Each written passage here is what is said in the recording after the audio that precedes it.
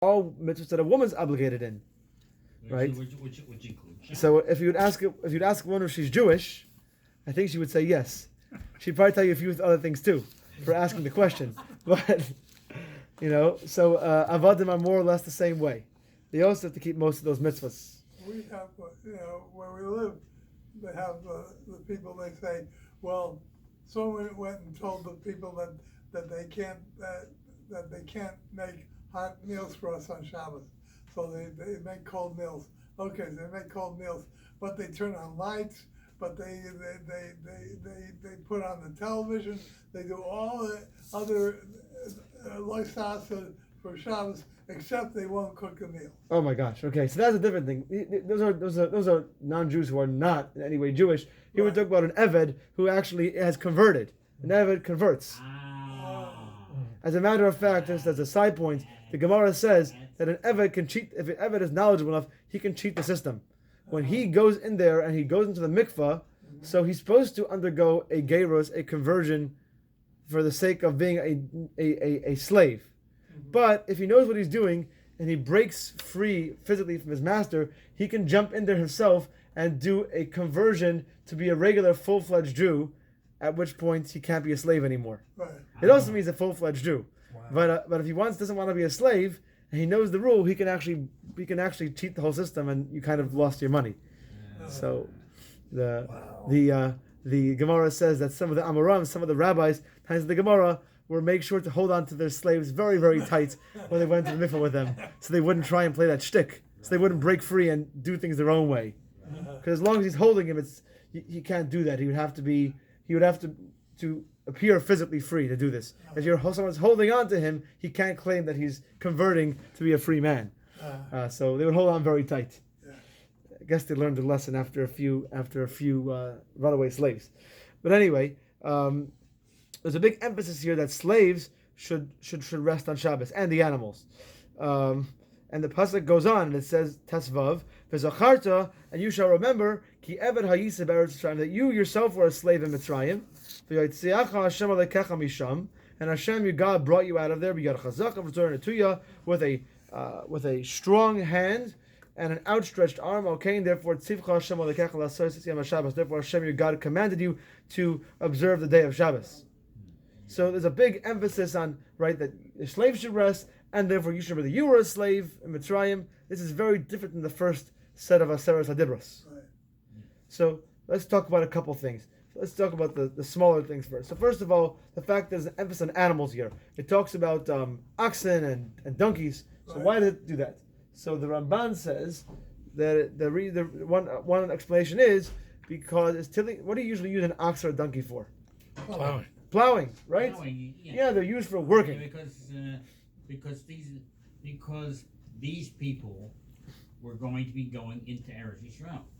That's right. And they were going to have animals. Right, but it specifically talks about these kinds of animals to show us that even work, which is for your livelihood, can't do on Shabbos. Because there are some times, for example, Chol HaMoed, where we don't engage in malacha, but if we do need to do it for parnasa purposes, then we may. So the Torah specifically points out that you should not work your donkey or your ox, because these animals are usually used for parnasa. And it shows you that if you can't use them, you can't do malacha on Shabbos, even for the sake of parnasa. Hashem will take care of it. We don't do any malacha on Shabbos, even if we think that it will cost us parnasa. Just parenthetically, I actually know I have a friend who became observant a few years ago, and you think this doesn't happen anymore, but he lost a good job because he wanted to keep Shabbos. He's working as an accountant somewhere, and they were not going to let him off the hook, and so he resigned from the job. So there are still people out there who are giving up their jobs for Shabbos. Pretty incredible in this day and age. This was in 2017, I think.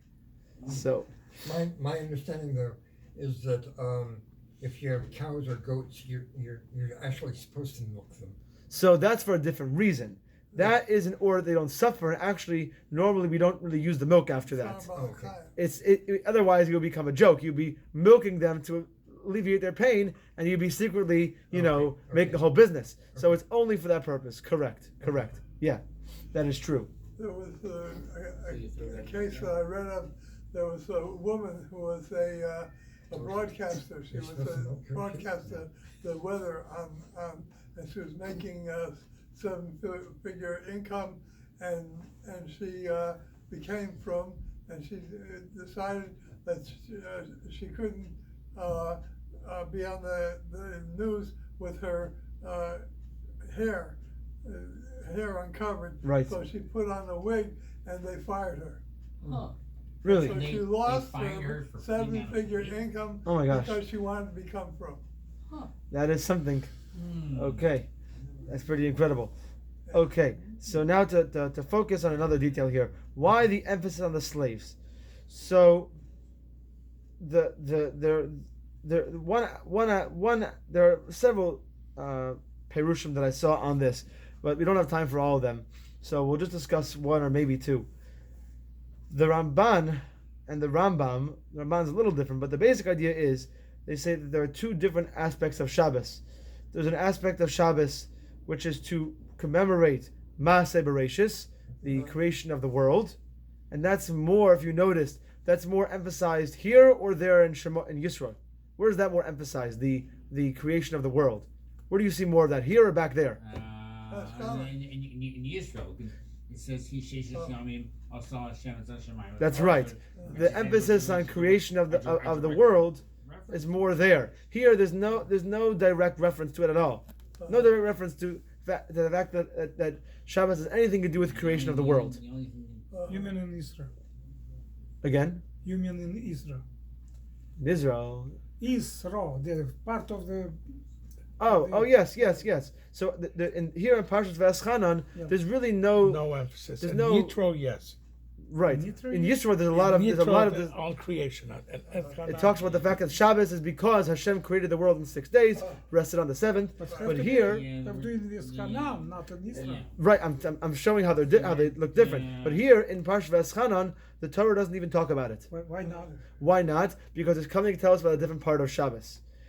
And that is not a different part of Shabbos. It's all the same Shabbos, but a different viewpoint, a different aspect, a different look at Shabbos. But this point is more important than in Vice Canaan. They're both important.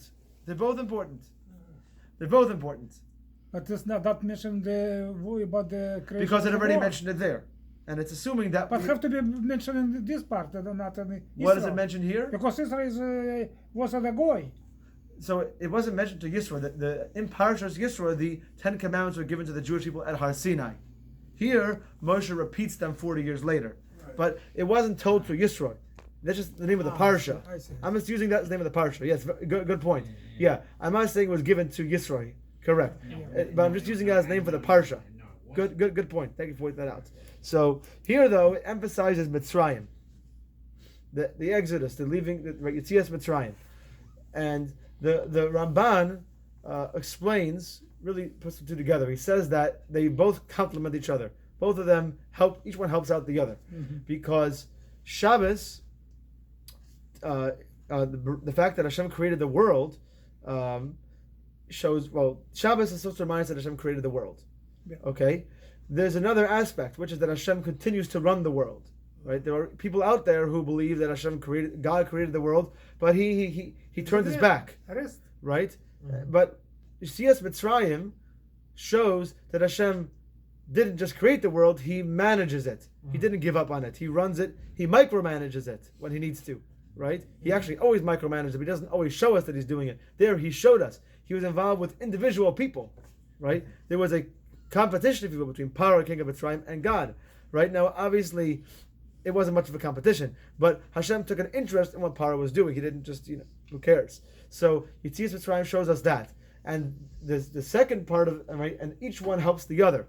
Shabbos reminds us of Yetzias Mitzrayim because it's only because Hashem created the world that there was Yetzias Mitzrayim. Right, that shows us the force that was behind Yetzias Mitzrayim, and Yetzias Mitzrayim reminds us of Shabbos, of Bereshis, because that shows us a proof that Hashem is really there running the world. So the two work together. They work together. Therefore, having a servant rest on Shabbos reminds us of the fact that we're free today, and what we used to be in Mitzrayim, right? And that the only reason we're not in Mitzrayim is because Hashem took us out there, and that Hashem created and actively manages the world. That is why you have these two different aspects. They're both true, but each one complements the other. Yetzias Mitzrayim teaches about Shabbos, and Shabbos teaches about Yetzias Mitzrayim. And that is why in Kiddush, we mention both. We say Zeicher L'Maaseh Bereishis, that Shabbos commemorates the creation of the world. And it also commemorates, we say, Zeicher L'Yetzias Mitzrayim. It also commemorates the Exodus, because it's really both. Shabbos, Yetzias Mitzrayim, and Bereishis are linked. Linked in many ways, but this is right. As a matter of fact, Chazal tell us that, again, as we said, the Aseres HaDibros were all said in one shot. And as a matter of fact, the words Shamar and Zachar were said at the same time by Hashem. And the Ramban says that the Jewish people only were able to hear Zachar. They didn't even hear the word Shamar. They heard it, but they didn't understand it. And therefore Moshe explained to them in Veschanan what it was that they heard. Because they're two separate aspects: the remembering and the guarding it. Okay, I'm going to try and do a very quick summary. No summary today. Sorry, we don't have time. All right, we're going to stop here for today. Summary. Thank you. Yeah, no summary today. Thank you for coming. See you back.